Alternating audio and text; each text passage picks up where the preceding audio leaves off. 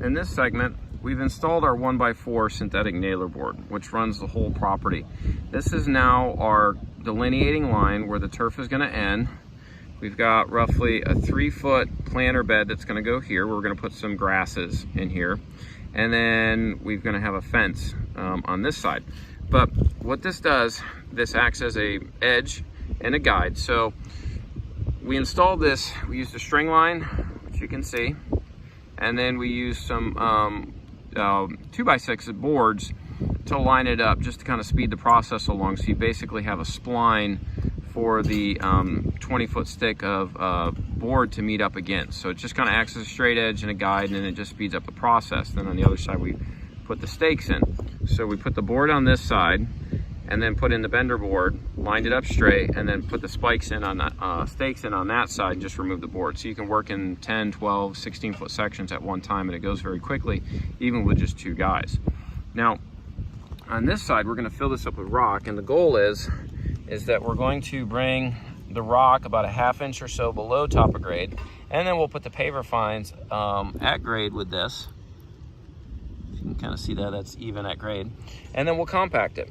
And then the turf will come right over at the same level and then roll over the edging, and then we'll screw it in from the side. So it just rolls over, it gives it a natural, very similar like a shovel cut edge with natural grass.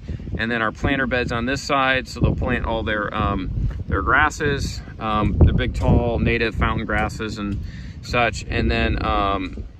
And then we'll screw the turf in on this side, and they'll backfill with either decorative rock or maybe some mulch. So it'll just give it a natural clean edge.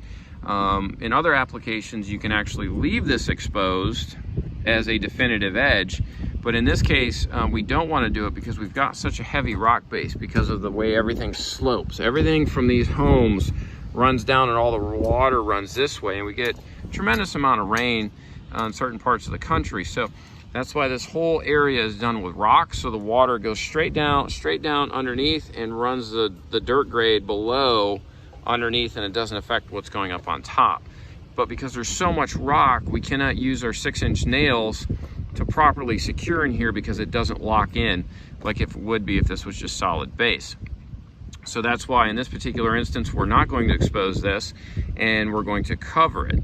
Now, if you wanted to leave this exposed, the best way to do that is you would take 2 pieces and essentially sister them together, drop one a couple of inches on one side, and then screw them together so that you've got a nailer board on this side, and then you've got this one exposed. But in large areas, that can maybe be a little bit cost prohibitive. So kind of maybe think ahead of time how you want a finished edge to look prior to getting to that step.